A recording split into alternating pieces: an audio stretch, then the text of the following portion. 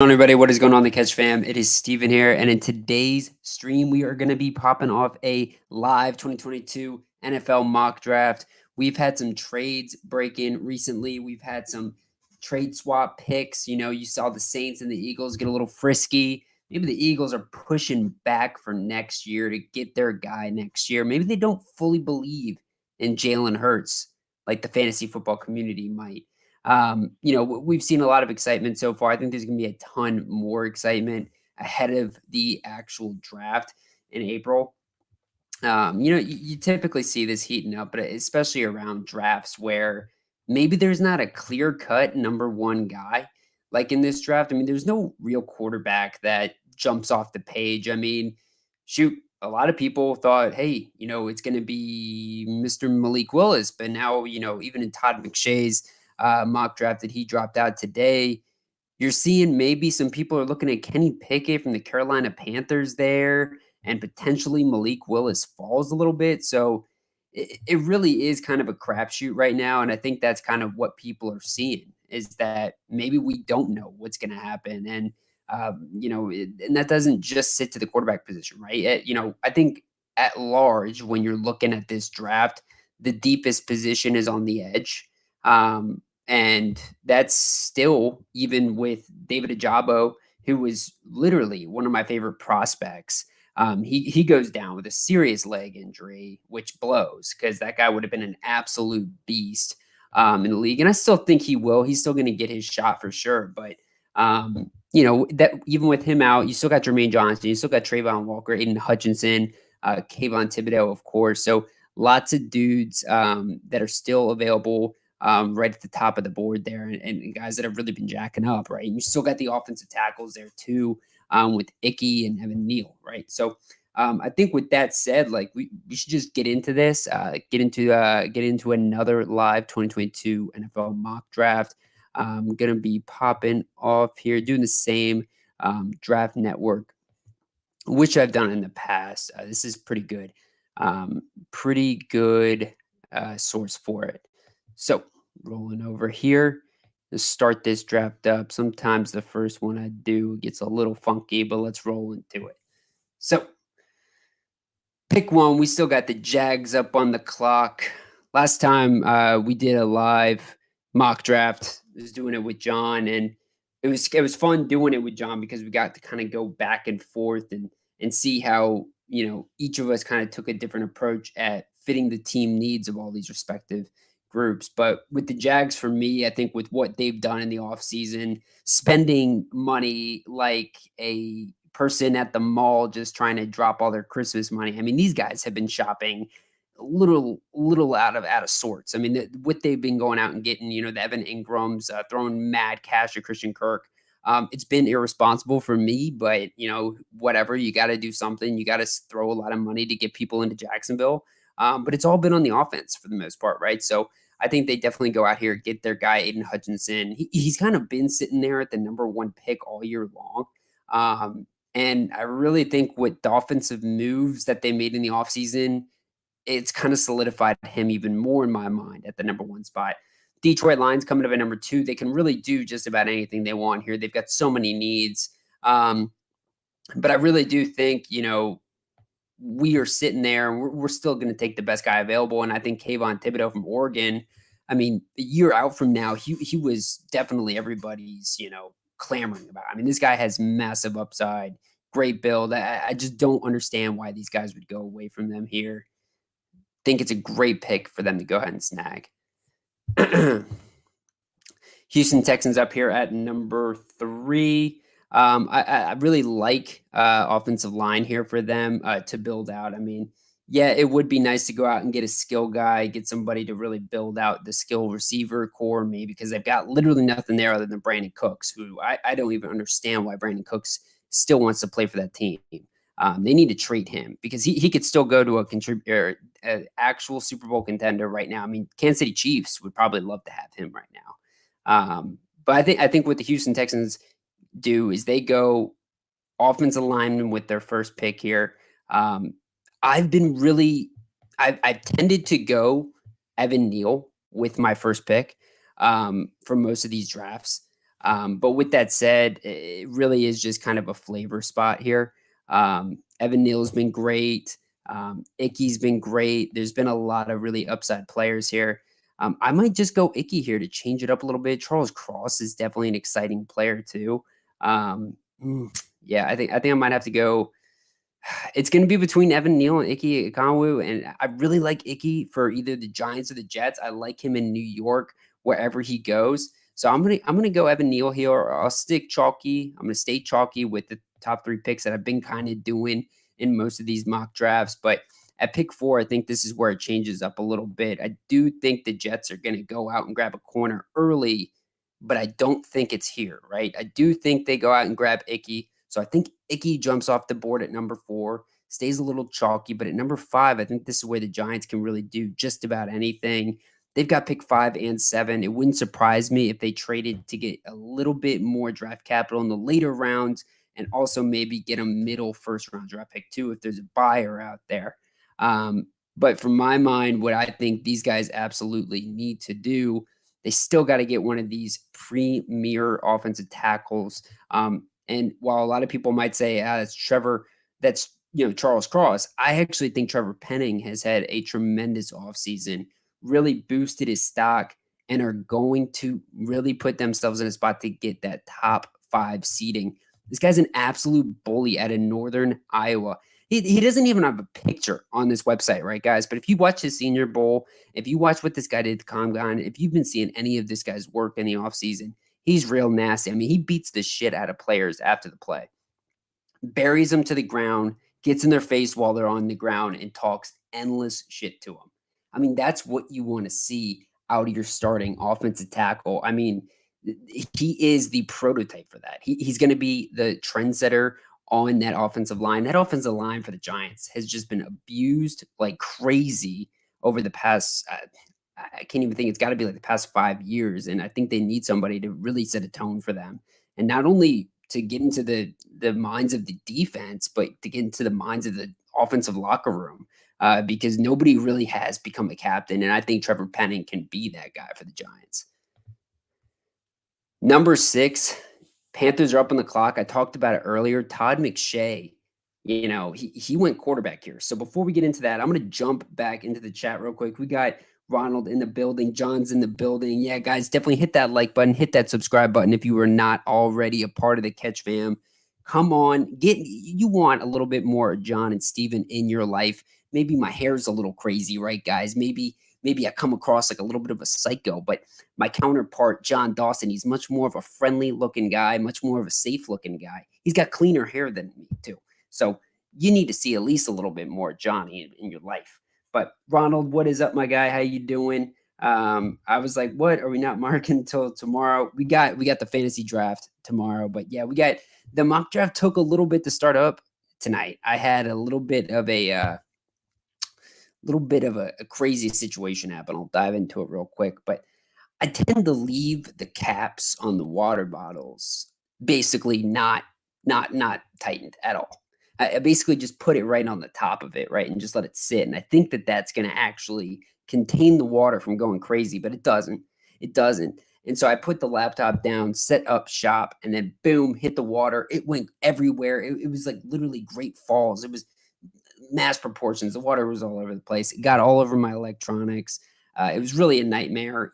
I carry this thing at my desk. I don't know what it is, but I found it. And this is definitely the mood I'm in right now. So I'm breaking out of it, guys. I need you guys to put me into a good mood tonight. I have no idea how Steven's hair is different every single time, but I have always had the same haircut. Yeah, literally, my hair does change. I think it's just depends on how greasy I am. I just got back from the gym, so extra greasy. And speaking of grease, it looks like John's about to eat a taco. I was with Johnny Boy this weekend, and we dug into all sorts of food. We got into a little bit of wings. Well, I stole his wings off his plate. We got some cheeseburger action. But yeah, man, me and John got some good food in there. John's got some great hot sauces. He's got some great hot sauces at home. John, let the chat know what's that hot sauce that both of us really liked so we can talk about it throughout the stream tonight. Let's get back to it, though. Let's get back to number 6, the Carolina Panthers. I talked about it earlier. Todd McShay had them grabbing a quarterback here. I've been having them grab a quarterback basically in all of my drafts because I really just don't see how they don't get aggressive here with their current organizational makeup and just the fact that I feel like they're in a win now situation, right? And yeah, they've got talent all throughout the board here that is still available. I mean, Kyle Hamilton's still there, who's probably the best prospect. You got Trayvon Walker, who John took when he was doing the mock draft last week. And then obviously Saucy Boy, Ahmad Sauce Gardner. But those guys really aren't going to make the difference, right? Like Kyle Hamilton's safety, it's too low value of a player to really make a difference. I think right here, it does make the most sense to go quarterback. Now, Todd McShay chose Kenny Pickett, the gunslinger from Pittsburgh with the small hands. I'm going to go Malik Willis. I'm buying into the hype. I really think that this guy is the only dude who's going to get the job done at a high grade, right? The only other dude that I've got my eyes on is Desmond Ritter. And I've been hearing just a lot about his mental intangibles. He's the kind of guy who really team revolves around him. He was a winner in college, and he was the guy at the Senior Bowl that everybody riled around, right? But I do think he is going to be a second round guy. So whoever grabs him in the second round, I think is going to get basically a top 3 quarterback out of this draft. Malik Willis goes here to the Carolina Panthers. I like this pick. Giants up on the clock here. I think the Giants, with a lot of talks about Bradbury maybe being out, I think it even still does make sense that they continue to bolster up the secondary. I think you go Kyle Hamilton here, or you go Ahmad Sauce Gardner. I think I'm going Kyle Hamilton here. Pair him up with McKinney. This is a very good defensive secondary. And if you got Trevor Penning and Kyle Hamilton, 2 really explosive, nasty playmakers that can be leaders in the locker room day one, I think that's a steal. I think that's a win for a Giants organization that has really had some bad drafts over the past few years and really just had a hard time getting a guy who's going to be that dude for the team, right? So both those guys think they're great picks, plug in day one, they can start for this team. Atlanta Falcons coming around here, they're a hot mess. They're a hot mess. And I feel like some people out there want me to say they're going to go quarterback here, man. Like, maybe, right? Maybe there's some people that really want to see that, but it's not going to happen. It's not going to happen, guys. This is a tanking organization. These guys are, just going to carry Cordero Patterson and Cheese, who's going to have great fantasy success. John and I both love him, right? Well, we both think Cordero Patterson and Cheese is going to have some great fantasy success, but the rest of this team's going to suck. And whoever is playing quarterback doesn't even have Russell Gage to throw it to anymore. So I am going to go receiver here. I do think this is probably the best scenario for them, is that go out and get some playmakers so that when you can actually get your guy at quarterback, there are pieces there to build around, right? So then it's more of a flavor question. I do think Garrett Wilson is the best receiver in this draft right now. I would have said Jameson Williams before the injury, obviously, but I think Garrett Wilson from Ohio State, it makes a lot of sense here. He's very similar to some of the guys they've had in the past. He's a very sleek receiver, only 6 foot, 180 pounds, but man, he gets in and out of his routes like butter. Very Odell Beckham-esque, great hands. He's got some great tape, right? Chris Olave, his teammate at Ohio State, maybe had a little bit more production, a little bit bigger frame and is faster, but I do think Garrett Wilson maybe checks a little bit more boxes in terms of the fundamentals of playing as a number 1 wide receiver for an organization. Number 9. Seattle Seahawks, baby. They're on the clock after that awesome trade to get Drew Lock, man. I mean, who doesn't want to trade Russell Wilson to get Drew Lock? That was a great pick. And, I know John thinks that Noah Fant's going to have so much success as a fantasy asset next year. John, if you're not already talking about, please talk in the chat right now about your thoughts about Mr. Noah Fant, because this guy, he's the worst. He's the worst. I don't know how you defend him. He's by far my least favorite tight end in the league right now playing for the Seattle Seahawks. But I'll get off my soapbox about this guy. I think the Seattle Seahawks are in a position here to get Charles Cross, an absolute gem here who fell basically to the end of the top 10. And in terms of team needs, this is right up there with quarterback. But you're not going to get your guy at quarterback this year, right? I mean, maybe Pete Carroll goes out and grabs a Sam Howell or Desmond Ritter, but I just don't think it makes a ton of sense right here. I think they go out, they grab their guy, Charles Cross, to build around and maybe grab a quarterback in the later rounds. But more than likely, we're not going to see the Seahawks go out and get a quarterback in the draft this year. Jets to close out the top 10. They're going to go Ahmad Sauce Gardner, the top corner in the draft in my mind. And both these New York teams right here had a great draft in my mind. Ike Ekonwu, Ahmad Sauce Gardner for the Jets, and Kyle Hamilton and Trevor Penning for the Giants hits both the offense and the defense and get some real playmakers. I think that those guys can really come in, make a difference day one for those organizations. Let's get back into the chat, see what's going on. Oh yeah, we do need some, John arguments with me today. Shit, like the one I just brought up about Noah Fan. I want to hear a little bit more with that. Yeah, pray it's just gonna be a draft with just me tonight, my guy. Just me with my guy. As I stroke my greasy mad scientist hair. John should invest in a red button that makes a bussing noise whenever Steven's knowledge is wrong. Oh, man. Steven knows more about the NFL draft than I do.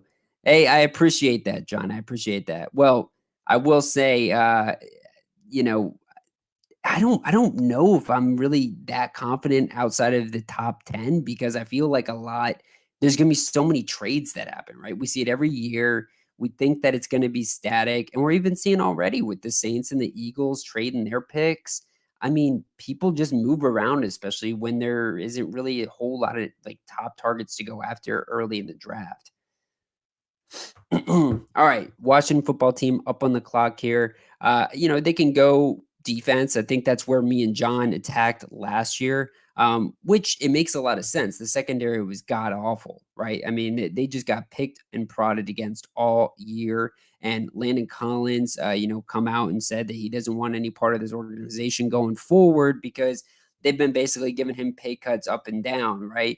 And then you got Dan Snyder in the news every other day for, basically they're trying to force him to step down and get out of the ownership as quick as possible, right? So this Washington team's been in hot waters for a long time. And I guess they're not even the Washington football team anymore. These are the Commanders going forward. So here we go. Washington Commanders. I got Drake London coming off the board here. I do think this is going to be really important for the Washington Commanders to do going forward is if you got a guy like Carson Wentz, man, you can't put him in the same spot that he was in last year with the Indianapolis Colts, right? Because the Colts had way better coaching. They had a better defense. They had a better organization, I would say, around him that put him in a situation where he could hand it off, 250, 300 times and not really have to focus a lot of the energy on his actual playmaking abilities. But that's not going to be the same case in Washington. And Terry McLaurin couldn't get it done by himself. They are going to need to get another guy like Drake London who's going to be able to scheme up ways to open up the offense a little bit. I have a little bit more pessimism around a guy like Antonio Gibson out of the backfield from a fantasy sense. I just think that Carson Wentz doesn't really open up a ton of opportunity for the running back spot. I think that there's not going to be as many passing volume go toward the running back. And then you still got JD McKissick there, right? But in terms of the receiving work, I think Terry McLaurin is going to have a great opportunity to have good fantasy success compared to last year. And I think Drake London could also come in and really be a good fantasy option too if he lands here in Washington with Carson Wentz. Because, guys, as much as Carson Wentz sucks, he can at least support one of these guys, especially because he's going to be throwing it a shit ton, I imagine, in Washington because they're going to be behind. Now we got the Minnesota Vikings up on the clock here. These guys, I have a lot of optimism about going forward next year. I think that with the coaching change they made, I think that move alone is enough to put them in the driver's seat to really turn it up a notch. But with that said, I still think there's some pieces that they need to work on, right? I do think here they would be considering a corner. Last week, I took Derek Stingley here, a very high upside corner. This is coming from a coach that was just in LA with the Rams with Jalen Ramsey. So I think that corner is going to be something that they really put a premium on. I see here this option from Andrew Booth Jr. He's actually got an injury right now that's still kind of being diagnosed. And I'm not really putting Andrew Booth in the first round anymore, to be honest, just because I don't want a corner with an injury this close to the draft, especially with guys like Trent McDuffie, Akira Elam, Kyler Gordon sit right behind him as well, right? I do think the Minnesota Vikings grab that guy, Derek Stingley, but man, for the purposes of just changing it up a little bit, I'm going with my number 2 corner off the board, Trent McDuffie here. I think this is a great pick from them. Get an absolute plug and play beast of a corner. Man, he's an absolute gem, and I do think he's going to be a guy that sticks around for 10 plus years and can be a dude that really is built around on that Minnesota Vikings defense. Here we go. We got the Houston Texans up on the clock. I think they would love this situation, right? Getting a pick from Trayvon Walker, Jermaine Johnson, Derek Stingley, all really great picks here, right? I think they look at it though as a little bit of, let's build in the trenches, right? Let's get guys up front that we can believe in, right? And then it's really about Trayvon Walker and Jermaine Johnson. Jermaine Johnson had a great Senior Bowl. He was really hot early, right? I mean, this was a guy who really lit up the boards. I mean, at first, I was kind of mocking him at late first round. Then he has a great Senior Bowl. He has a great offseason, great combine, really putting in some good numbers. And now he's looking like a top 15 pick, top 12 pick. Shit, some people have even had him in the top 10. And a lot of that also is the fact that David Ajabo is down now too. So I like Jermaine Johnson a lot here for the Texans, but ultimately we see it time in and time again. Typically, people go after these freaky athletic people coming from a big school like Georgia. Trayvon Walker is very freaky athletic wise, and this guy can play a little bit more roles. He's a little bit more dynamic than Jermaine Johnson. I think he can play a lot of different spots on the defense, and I think that's what the Texans are going to do here. I definitely think they take a defense alignment here. And I think if they've got the choice between Jermaine and Trayvon, they go him just for that reason alone, is that they can play him in so many different spots on the line. Now, the Ravens sitting here, they're like, okay, you choose him. I'm going to choose Jermaine. And they take Jermaine Johnson here. I did see that Todd McShay actually had Jermaine mocked there as well. Now, in earlier mock drafts, I had the Ravens going offensive line. I had them going David Ajabo as well. I think they've had some success when they built in the trenches, but these guys, when they draft on the defense, they typically draft pretty sound, right? They get really good guys. They get their guys that are going to put their hands in the dirt and get dirty with it. They got a culture there in Baltimore, and Jermaine Johnson is that exact type, right? Comes to Florida State, or comes to Georgia originally, actually played very well, but ended up going to Florida State and really just blew up. Was a great prospect there. So I think Jermaine Johnson is going to really excel there. This defense is going to be able to take it up a notch. They obviously lost Calais Campbell in the offseason, so they need to improve on the D line because that's a massive loss right there with Calais Campbell being out, right? We're getting into Ronald's pick here, man. Ronald, let us know if you haven't already said it in the chat, my guy. What do you think about this trade with the Eagles and the Saints? My first, kind of response to it was, man, the Eagles are loading up draft picks for next year. I mean, they have 10 draft picks in the 2022 NFL draft, and then they have 2 first rounders next year. They do obviously have 2 first rounders this year still. I mean, these guys have a shit ton of draft capital, and so you're looking at it, and it automatically says to me, okay, well, they're going after a quarterback next year, right? And so then it's, okay, is it Bryce Young? Is it CJ Stroud? Is it Spencer Rattler, who I don't think is that good from college ball? I think he's too small. I don't think he's going to really cut it when he comes over to the pros. But who knows? He might take a step up, right? But more than that, too, what we're seeing recently is these veteran quarterbacks that aren't happy, they bounce, right? And so maybe there's a quarterback that's going to bounce here pretty soon. And the Eagles are going to have basically a lottery of draft picks, and they're just going to say, take it all, and give us your quarterback. So, Ronald, I'd be interested to see what you think here. Let's see. Let's see what Ronald has to say, guys. A loyal Catch Fan member. Hope the Eagles pay up. Don't you dare pick a wide receiver. They will go secondary and edge rush. They are going to give Hurts one more year to be the guy. The pick next year is a hedge. Okay. All right. I like that. I like that. I think we're thinking pretty similarly there too, right? So we're gonna give Ronald a little bit of a shout out here. So he says they go edge, right? So Ronald, the best edge man here, George Karlaftis from Purdue. I think I've actually mocked him here before. I don't think he's a great fit for the Philly scheme. To be honest, he's a little bit too feet in the mud. If you get what I'm saying here, is a little bit not as he's not as quick, not as fast, not as dynamic. He's not a guy like Brendan Graham, right, from the outside there, or Derek Barnett, right? So um it kind of hurts, but I do like George Karlaftis here. Boy, Mafe is great too. Man, I tell you what, if David Ajabo was healthy, he'd be great coming off the edge as well. Um, just for the sake of not pissing off Ronald, I will not take a receiver, right?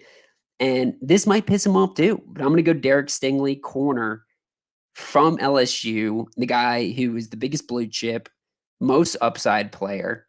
We're taking him from LSU here, number one pick. And if we need to, we can come back at pick 18 and grab an edge. All right. We can grab an edge right there at pick 18 because we just got the Saints and the Chargers in front of us. Right. And I think the Saints traded up, and I think they traded up for a reason. I think they want to load up around the receiving core a little bit too. They got Michael Thomas there. They got Chris Olave sitting here staring them in the face. Treylon Burks as well, right? Sky Moore as well, another dynamic player from Western Michigan. A lot of receivers here that they can take a peek at. But what they do this offseason, right? They kind of unloaded a little bit on the offensive line. They lost a little bit of firepower there, obviously. They could build up elsewhere, right? Is what I'm trying to get across, but also quarterback, right? Is James Winston really the future? They just traded up, right? They traded up. Now they got pick 16 here. They could grab a quarterback like Kenny Pickett or Matt Corral. And I got to think they're doing something, right? Tyrann Matthews been all over the New Orleans locker room.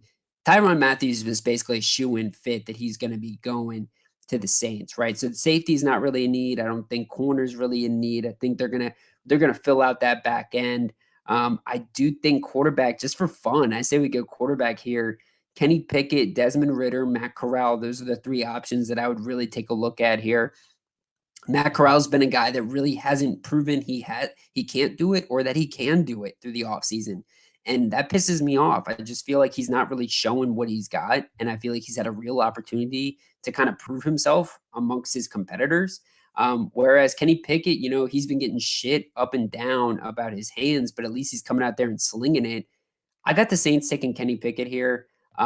Just for fun, man. Let's do it. Let's say that the Saints go out here and use that number 16 pick to build out and grab a quarterback. Chargers here at number 17, man. What are we going to do? Well, honestly, you can kind of do whatever the hell you want, but I say let's build in the trenches. Let's get our beef muffin, Jordan Davis, 300-pound freak, man, from Georgia. 350 pounds, 6'6", runs basically a 4.7 at the combine. This guy is he's an absolute nightmare to deal with. He had limited snap count at Georgia, but that's not going to be the case with the Chargers. They're going to plug him in with Joseph Day, and this is going to be a scary defense, guys. This is a scary defense, and I can't wait to see Jordan Davis up front on this Chargers team.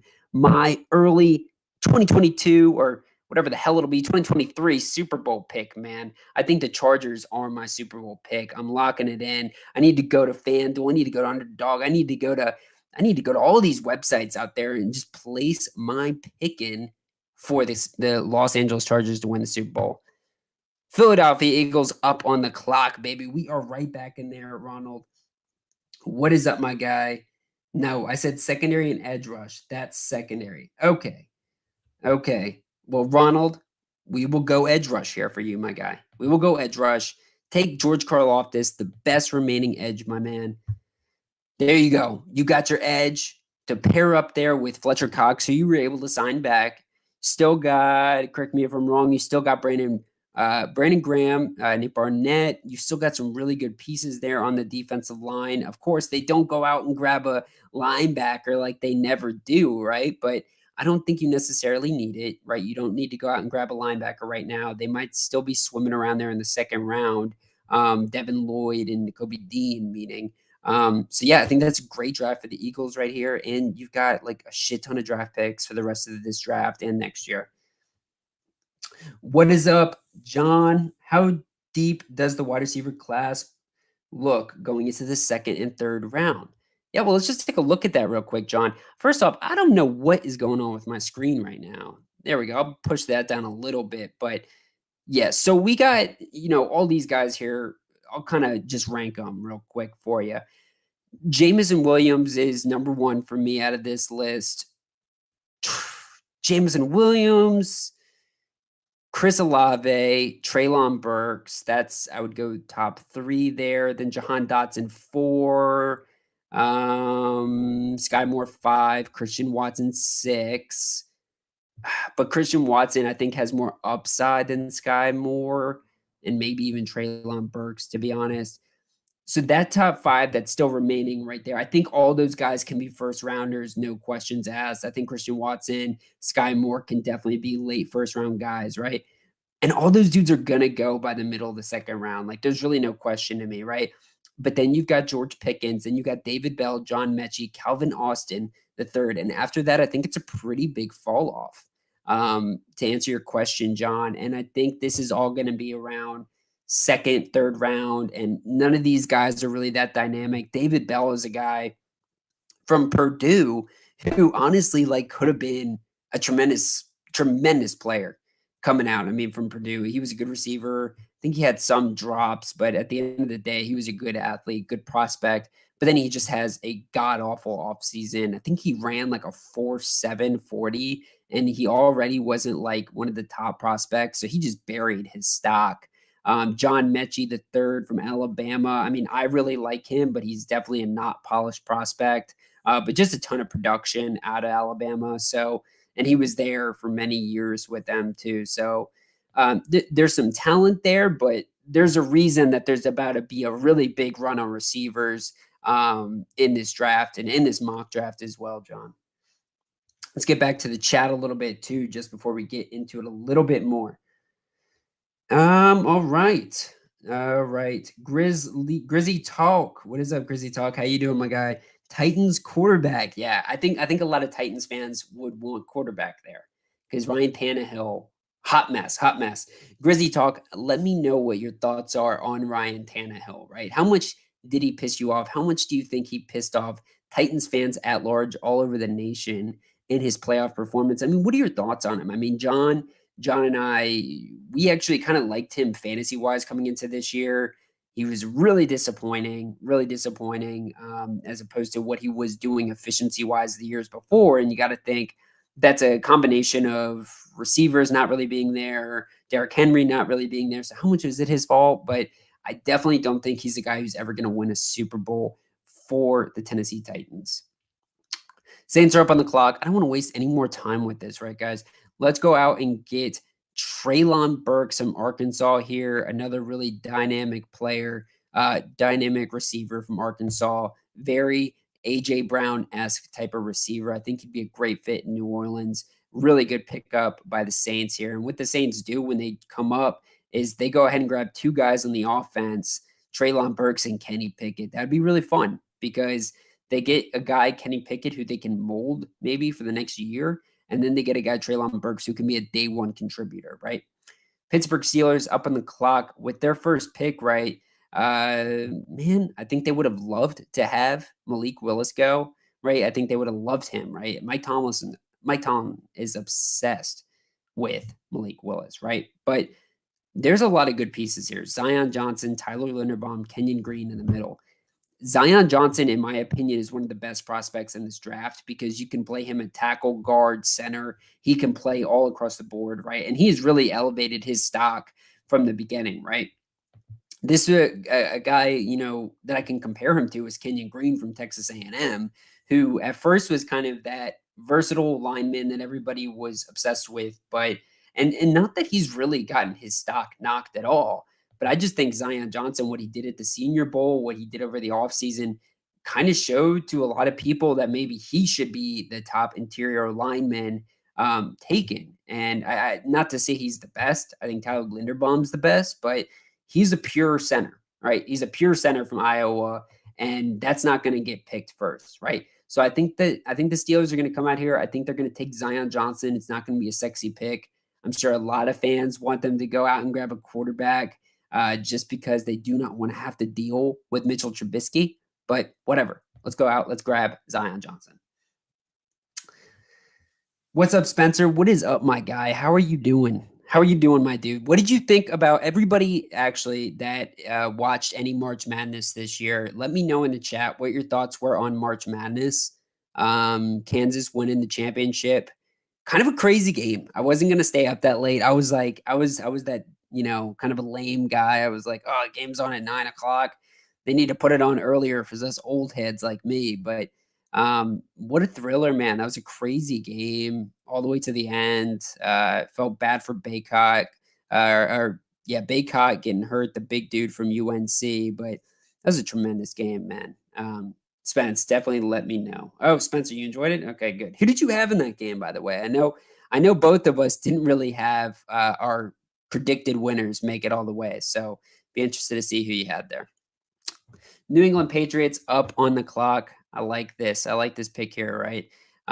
They can really kind of do whatever they want, right? They go out and get a guy like Devontae Parker, who I think is a pretty undervalued player. And I think from what I remember, they only traded like a third round pick for that. I think Devontae Parker is like their best receiver day one. I mean, you can say Kendrick Bourne, right? Maybe Jacoby Myers, but I kind of think Devontae Parker is going to be a day one plug and play guy, and receiver is not really a need for them as much as it was. And because if you go out there and grab another receiver, you're talking about a very deep receiving core. And in times past, like we just haven't seen Bill Belichick necessarily do that. I do think he's gonna say, you look at the board, take best available. I think he would love to get a edge rush type of guy, but there's not really anything that jumps off the page to me at this point in the draft. Linebacker though, with Dante Hightower still unsigned. John and I just realized that I think last week when we were looking at the remaining free agents. This is one where I've got to say, wow, Devin Lloyd, who is basically a spitting image of that Darius Leonard, Fred Warner type of build, I think he's going to be that guy. I think Nakobe Dean and him are like proto copies that are going to be just absolute gems in the NFL day one. But I think Devin Lloyd here goes, and he goes to the New England Patriots here to build for the future. All right, Spencer. Spencer, you're in the house, my man.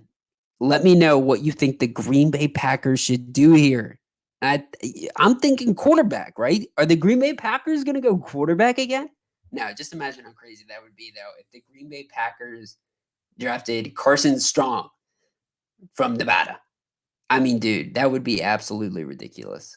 I think Aaron Rodgers, what did he do last year at the draft when they did that? He had like a cup full of tequila. I think he would chug a bottle of tequila and just, Jeopardy wouldn't even be as drastic of a move as my man would do.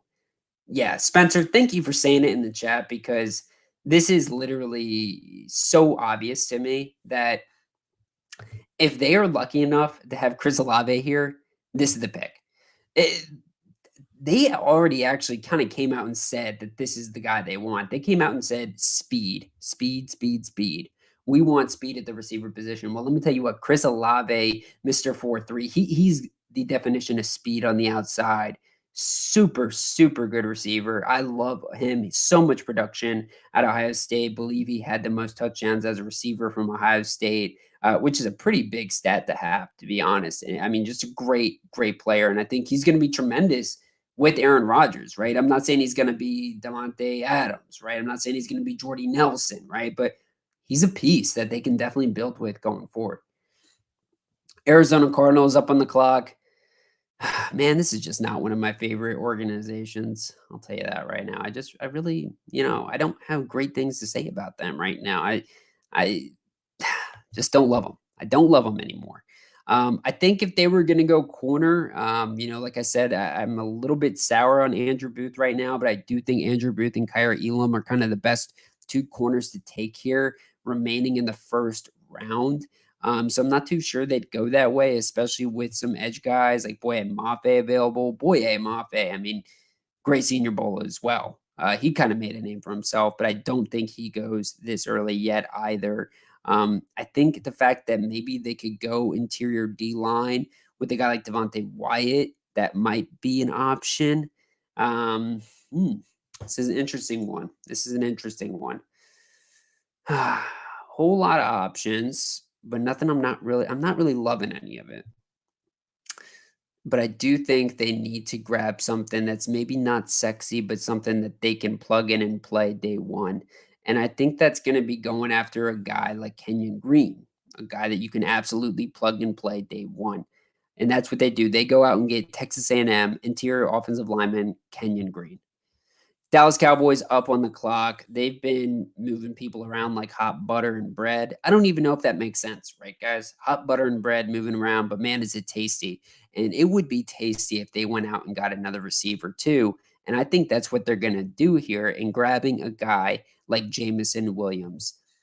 No more Mr. Amari Cooper to stretch the ball down the field. Bring in a guy like Jamison Williams. Let CeeDee Lamb, Michael Gallup take you a little bit more than half the season. And then you get Jamison Williams to come in and be the replacement of a deep threat. And man, is he a deep threat. That would be a dirty trio of receivers and a cheaper trio of receivers, right? And in terms of fantasy impact, I think this really puts them in a great spot.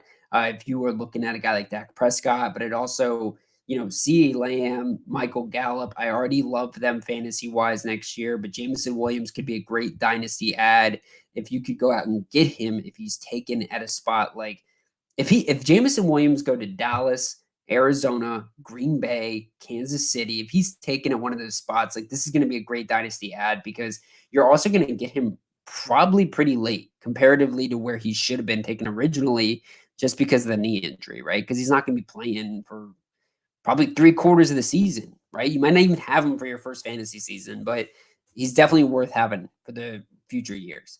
Bills are up on the clock here. I did this last week, and I'm going to do it again, man. I'm going to do it again. I'm going running back, going Brees Hall, my favorite running back in this draft. Put him with the Bills. Let this guy work. Let him work with Devin Singletary. My guy, Ronald's favorite running back in fantasy football, man. Ronald will be taking him every single time in fantasy drafts. It's a great pick. I can't knock him. All right, let's get back to the chat real quick since we finished out the top 25. Grizzy Talk, very disappointed. Time to move on. He had 10 seasons in Miami and couldn't get it done. I never supported it. Yeah, man, Ryan Tannehill is one of those guys who's it's hard to say he's like controversial because like I feel like he's a relatively boring quarterback, right? Like he hasn't really ever done anything to get mad at him other than this last playoff, but he also hasn't done anything to ever get you excited, right? And sometimes as a fan, you're just like, that almost hurts more that you haven't really shown me anything. And you could talk about the lack of options he's had, but at the end of the day, he's had probably the best running back since Adrian Peterson. And he's also had AJ Brown, who's a tremendous athlete. He had Jonnu Smith for a little bit too. He's had other serviceable guys, Corey Davis, right? I can't believe I just said Corey Davis, right? But he's had dudes, right? And he hasn't gotten the job done. And sometimes like you have to elevate it, right? And I think that's like speaks more to Mike Vrabel, Arthur Smith, like coaches that have been there and still made this offense very productive without necessarily like a superstar quarterback. So I understand what you're talking about, Grizzly Talk. It sucks because I don't think this is the draft to really replace him. Because as much as I don't think he's going to be your guy, I don't think there's really anybody in this draft, especially with where you're drafting, that's going to be your guy either. All right, Spencer. I put futures on both UNC and Kansas to win the chip in the Final Four. I was rooting for UNC because I would have made 300 instead of 80. Damn, Spence is out here making money moves. Good move, my guy. Yeah, UNC, the guy who looks like who's the guy with like really long blonde hair? He wears like a band or a headband. He's also got a beard. He looks so dirty. I love that guy. He's so awesome. He's so awesome just for the way he looks. Just that's typically how I'll pick my favorite players. It's just dependent on how they look. All right. Patriots might be the only team worse at drafting wide receivers. Coming from Ronald. Yeah, dude. The Pats, if you think the Eagles are bad at drafting receivers, just look at N'Keal Harry and the New England Patriots. Patriots have had chances to get guys like, freaking DK Metcalf, AJ Brown. Who were some of those other guys that they passed up on? I think it was Justin Jefferson I know the Eagles messed up on him too, right? But sorry to rub it in there, Ronald. But I mean, it's a hard position to go out and draft, right? It's not an easy position, no matter what. But man, some teams have just had worse luck than others. All right, let's get back to it. Tennessee Titans on the board. Let's try to get a good pick for Grizzy talk right here. And it might not be a sexy one. I see him wanting to go quarterback, but I don't know. Bernard Raymond's available here on the offensive line. I think that could be a really good piece. Obviously, you got Taylor Lewan there, who's had injuries in the past, and we saw how badly it devastated them when he went down. Linebacker as well, Nakobe Dean. This is a great pick here for the Tennessee Titans. And, with Mike Vrabel being an old linebacker for the Pats, I think that they might follow kind of what the Patriots do with their pick and get a guy like Nakobe Dean who can be an absolute run stopper, pass stopper. I mean, this guy is an absolute plug and play linebacker. He is a true gem. I mean, Nakobe Dean and Mr. Devin Lloyd are going to be like the two guys. And then outside of that, I think the linebackers are going to kind of fall to like the third round, right? So I'm actually going to take him here. And I think that's a good pick. And I think the Titans should be happy with that. Might not be as sexy as a quarterback, right? But I do think it's a good pick. All right. Tampa Bay Buccaneers are on the clock here. With their center re-signing, right? There no longer is a need for Tyler Linderbaum, but that would have been a great pick originally, right? That would have been a great pick. They might have to one of these teams because he is going to be a first round talent, right? Tyler Linderbaum, you might see him kind of move into guard a little bit too if need be, just so people can put him on the squad. I do think the Tampa Bay Buccaneers here look at receiver as well. Jahan Dotson is somebody I've always loved for this team. But guys, I'm starting to rise a little bit on Sky Moore too, man. He's only 5'9", but this guy flies, and this guy's an acrobat with his catches, dude. The catches, you should go look up his tape and just look up the kind of catches this guy makes, man. He makes some pretty nuts catches. I like Sky Moore. I like Jahan Dotson here. I'm gonna probably lean with Jahan. But I don't see them going out and getting a guy like Christian Watson here, but it would also be a good pick. But I do think they go receiver here. Green Bay Packers back on the clock. What are you thinking, Spence? You're right back up here, man. You're back right. You got edge. You got offensive tackle that are needs, interior defensive line.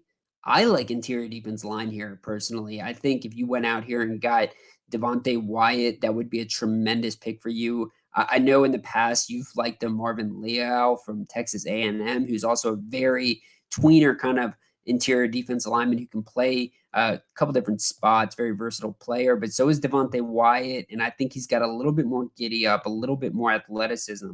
All right, so I'll give you top of board in general, Spence. Top of board right now in general, it's got Andrew Booth there, who I've already given my thoughts earlier about. I'm not a true lover of him right now. But then you got Devontae Wyatt, you've got Tyler Linderbaum, Kyer Elam, Daxton Hill, safety from Michigan, and Lewis Seen from Georgia.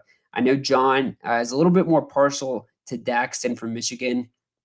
It's another very good safety right here, though, below with Lewis Seen from Georgia. All right, let's see. Spencer says, I'd be happy with Wyatt or offensive line. Yeah, I'll show you the offensive line just for the interest of it.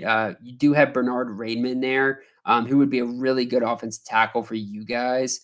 I didn't even think about that, but since you basically invested even more into your guy A-Rod, I mean, you guys do need to have the pieces around him, right?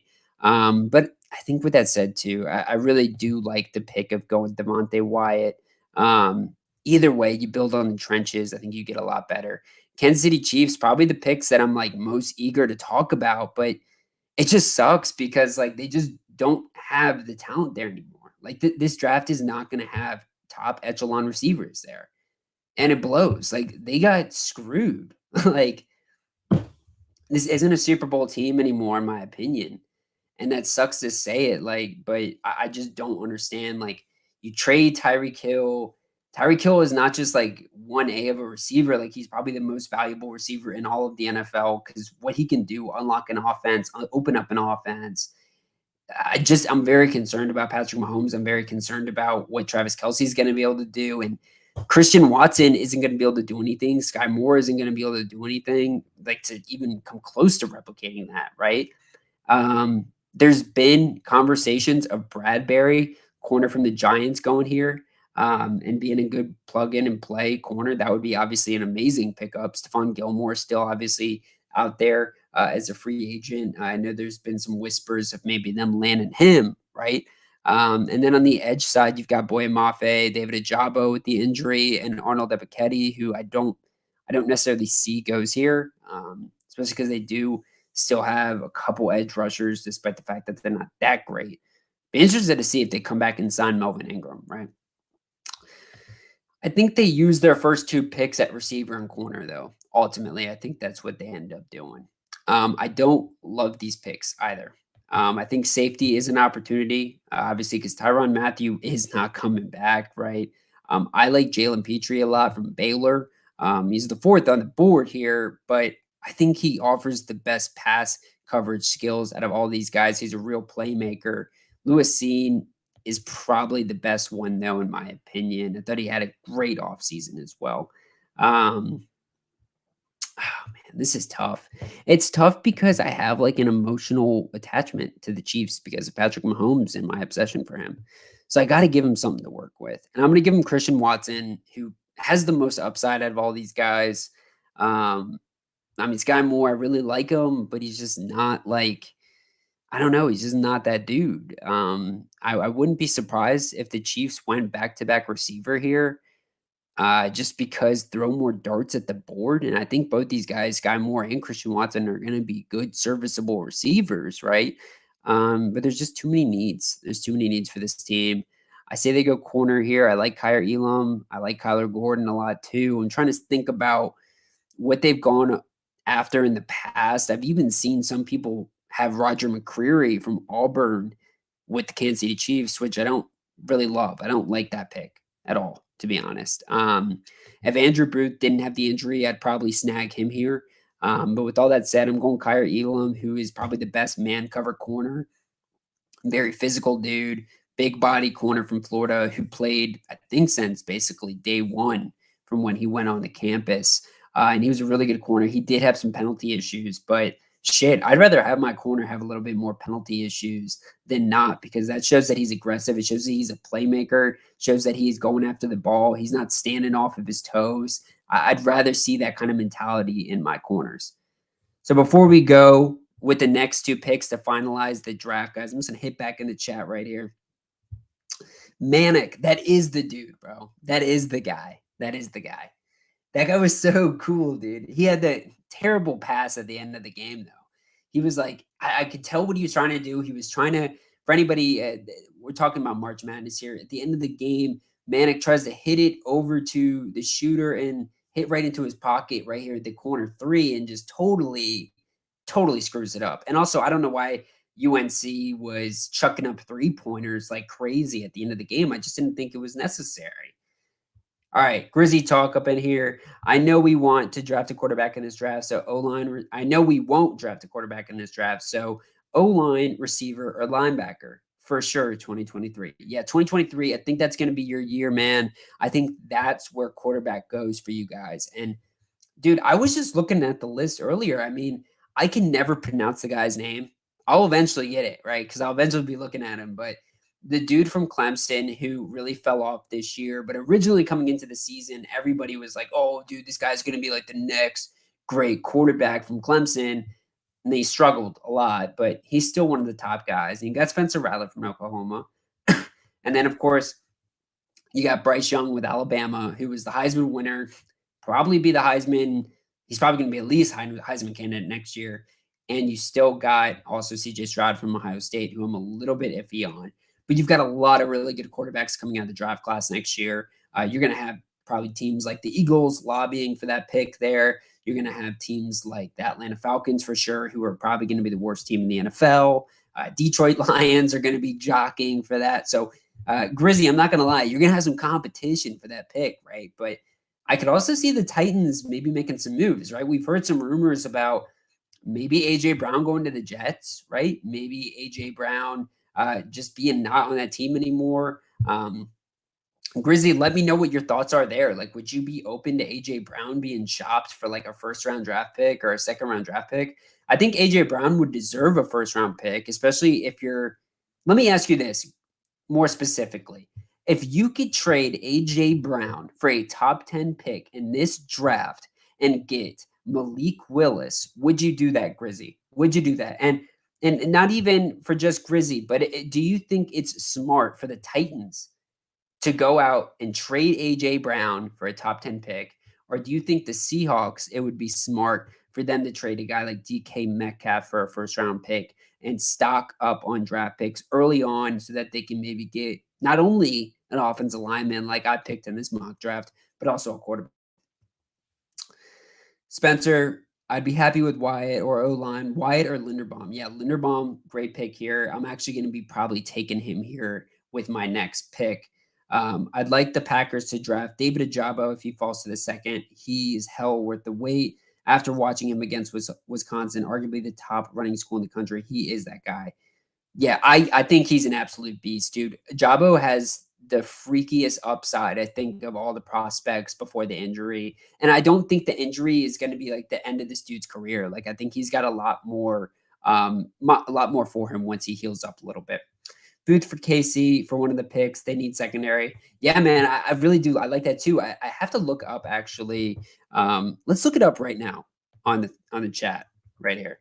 Andrew Booth is coming up with a bunch of Andrews here. Andrew Booth doesn't participate in the Clemson Pro Day. He's got a quad injury, but it's not considered to be too serious. So you know what? At the end of the day, might not be too big of a deal. But you know what? Yeah, I mean, maybe I could have taken him there. I do like Kyer Elam a lot too, though. I think he's a really good corner. But I understand what you mean, man. A lot of people are high on this guy, Andrew Booth Jr. from Clemson. I mean, and 6 foot, 200, absolute. He had the production, and he played for a really great school. Lines suck. You tripping? No, keep AJ. Make sure to hit that like button, subscribe button if you were new to the Catch Fam. Yeah, John, good plug and play right there, my guy. Definitely, if you are not already a part of the Catch Fam, make sure you hit that sub button. Make sure you hit that like button. Come on and join the Catch Fam, man, so you can come in and jump in here. We do basically, I mean, we're doing, John's dropping videos all the time, and then we're rolling typically joint Tuesday and Wednesday, or it'll be a solo from me Tuesday, and then we do our joint on Wednesday, our fantasy mock drafts, which shit, that's got to be pretty much loaded all the way up. I'm looking forward to tomorrow's mock draft because last week I felt like I kind of screwed the pooch. All right, but let's get back to it. Let's finish out this mock draft here. Bengals invested a lot already into the offensive line. I think there's some more they could do here. I want to just go out. I got to get this guy off the board. Tyler Linderbaum can't be sitting around here anymore. I think the Bengals go out and get a guy like Tyler Linderbaum, the top interior offensive lineman remaining, and they use him at either guard or center, right? Because I think he is that good from Iowa. He's not a pure center, right? Detroit Lions up on the board. Last week when we did this, I brought up the question of like, do they also think about maybe taking a quarterback here? And I do. I do think Desmond Ritter is the guy that they take here because this pick is not a very valuable pick, right? We saw what the Ravens did. They kind of took a shot on Lamar Jackson when it was his year because it was a late rounder. I don't know if they had like true absolute conviction in Lamar when they drafted him, but they said, it's a late round draft pick. We're going to take our swing. I think that's what you can do as the Detroit Lions here too, is you can take a swing on Desmond Ritter because you've got Jared Goff basically on contract for the next year or two. And you can also go take a swing in the draft next year as well, right? And the quarterback position is the most important position in all of sports. And who's to say Desmond Ritter doesn't light it up in camp? I mean, this guy is a dude who's had tremendous remarks said about him basically all throughout his career and all throughout all of his teammates, everything. So I think this guy would be really good for the culture as well. So I like him here. Desmond Ritter from Cincinnati, a winner throughout his career. He didn't have the greatest game at Alabama, but outside of that, I really can't put too many knocks on him. I think if he had a better game against Alabama in the playoffs, honestly, like I don't even know this guy could be the number one quarterback off the board, right? So um, I think it's worth it. I think it's worth it here, and that's how this draft ends. Man, I'd be pumped with that too. I'd be pumped with the Detroit Lions grabbing Kayvon Thibodeau and Desmond Ritter here. You can't always just pigeonhole best player available. Sometimes you also gotta, you know, go at kind of what is a good need at the certain time for just taking a player at a good spot. Um, but with that said, that concludes the entire 2022 mock draft. Looking at my hair now, man, dude, my hair is on some other stuff right now. What is going on with my hair right now? Holy crap. This is nuts. This is nuts. But yeah, oh my gosh, man. Pretty wild stuff here. My hair doesn't I'm like Jimmy Neutron today, ladies and gentlemen. Jimmy Neutron. Jimmy Neutron. Um, all right, let's see. Let's get back to the chat real quick before we close up tonight, right, guys? No way they get in a top 10 pick for AJ Brown, Spencer says. I don't know. I mean, do they? Because we kind of saw what happened with Devontae Adams, and maybe that's why you're saying that, because they didn't really get a ton back for Devontae Adams, and Devontae Adams is a much better player. But with that said, too, I mean, Devontae Adams kind of shoot himself into only one spot. He's only going to one place, right? And then Tyreek Hill is another situation because he got a shit ton of draft capital, really no real sexy first round picks. But with that said, too, like, I wonder what the Jets offer was. And I think he got a little bit of a say in where he ultimately got to go, right? So while I don't think AJ Brown is necessarily worth that top 10 pick, I wouldn't be surprised if AJ Brown like garnished that first round pick, because I mean the Jets do have draft capital in the second as well that they could deploy. I think they have like 2 picks in the first 10 in the second round too. But it wouldn't surprise me if it was basically a first rounder for AJ straight up. And if I'm the Titans, I gotta say I'm thinking about that pick. All right, Ronald. Troop, I would still keep him. I would still keep him. You are rolling joints. Sweet. It's full. It's full. If I get pick 6 again, I'm gonna cry. I am fine with any position draft. Yeah. I hate mid picks. Yeah, I will say this. When we're speaking about the fantasy mock drafts, mid rounders are kind of my least favorite. I feel like last year in the draft, that was like Alvin Kamara-ish time, or maybe a Zeke type of pick right there. And I never want to be there. Typically, I always in my fantasy drafts want to be at picks 10 to 12, preferably 12. And if you get one, yeah, you get your best guy, obviously. I mean, I would choose Christian McCaffrey the past 2 years, right? But this year, I really don't want one this year. I don't want one this year because I do think Jonathan Taylor's, I guess, like the clear cut number one pick. I think everybody would kind of agree to that, but I don't know if Jonathan Taylor is going to even get close to what he did last year, because I just don't think it'll be the same team. I don't think they're going to ask the same amount of work from him. I think there's going to be a different offense. And also, it's going to be tough for him to hit that mark again, right? But he's a tremendous back. He could do it again. I think I like kind of a guy like Najee Harris a little bit more too. Yeah, see Spencer coming in here roasting me about that number one pick. For anybody who doesn't know, in the Catch Fam fantasy draft, which we're going to be rolling out at least one or two of those next year. So make sure to join when it's that time. We'll definitely be rolling that out closer to the fantasy season, right? But Spencer totally fleeced me in a trade. Don't ever be this guy like I was, right? Spencer offered me, what was it, Spence? Correct me if I'm wrong, but you offered me the first for, I think it was like 12, pick 12, 13, and then like a third round pick or something like that. And of course, I went out in my first pick, which I never ever do. I never would draft Derrick Henry. I just never did it. But I went out and grabbed Derrick Henry. Of course, Derrick Henry gets banged up. This is a midseason draft. So right after the Derrick Henry draft pick, he gets injured like 2 weeks later. My luck. Spencer's an absolute thief. I will not be trading with Spencer ever again. I will tell you that right now. Spencer's my rival in fantasy now. Yeah, look at this. First and a fourth for 12 and 13, which never, ever, fantasy advice, guys, never trade 12 and 13. Those are like the perfect spots. I think right now in a lot of the fantasy mock drafts we're doing, I mean, you can basically get Joe Mixon, Nick Chubb, any of those guys there for sure. But there's also Jamar Chase, who's often sitting there, Justin Jefferson, who's sitting there, Travis Kelsey, if you're still interested in a tight end. There's just way too much talent to not be going there. I mean, obviously, I mean, we're seeing a lot of really talented running backs fall pretty deep in the second round now. I mean, shit, last time we did a fantasy mock draft, we had Aaron Jones, Alvin Kamara slip basically to the end of the second.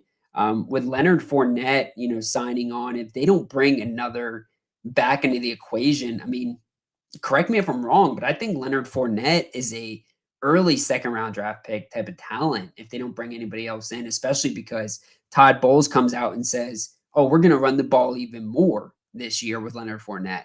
And Leonard Fournette is a nasty boy, man. This guy can run the ball with the best of them. And I think Tom Brady is going to say, "Hell yeah, man. I may be 70 years old, collecting my pension benefit. And so I'm going to hand it off to you left and right, and you're going to get it done for me, Mr. Leonard Ford Nasty." Leonard Ford Nasty.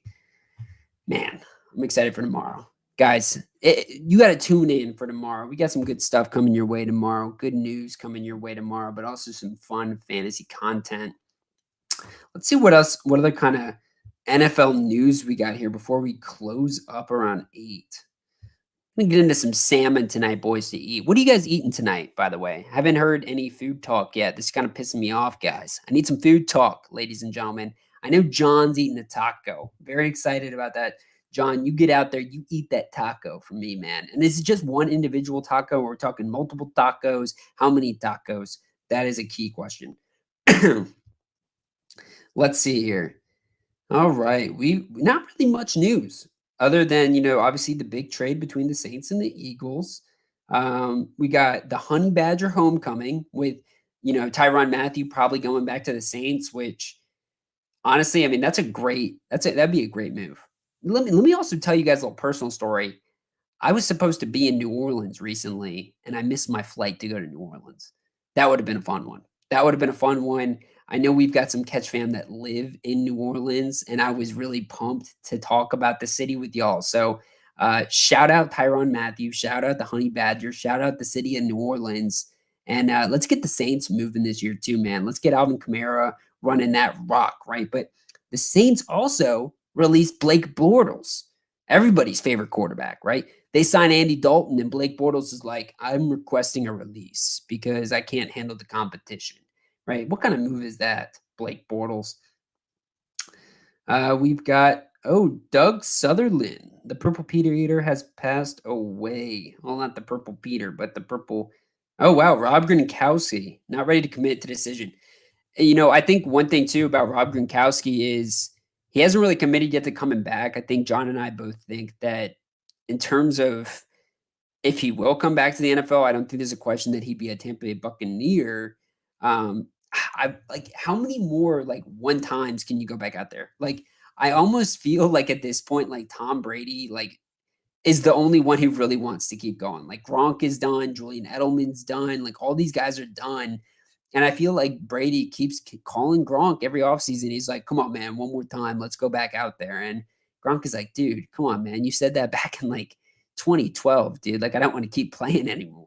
And I mean, I think though, if he goes and he comes back to Tampa, like you really got to consider this guy a top 5 tight end because the pace he was on last year, he was doing it. I mean, you got to think that, with the loss of Antonio Brown for, with everything aside, how insane that situation was and just downright kind of ridiculous about how that whole thing panned out. I mean, Tom Brady had a lot of trust in Antonio Brown and he ate up a lot of the middle work, right? He ate up a lot of the short chunk yards and was also a pretty big red zone player too. And Gronkowski is going to be that guy, always. Gronkowski is going to be the red zone option. I mean, he's the amount of touchdowns he was scoring last year was insane.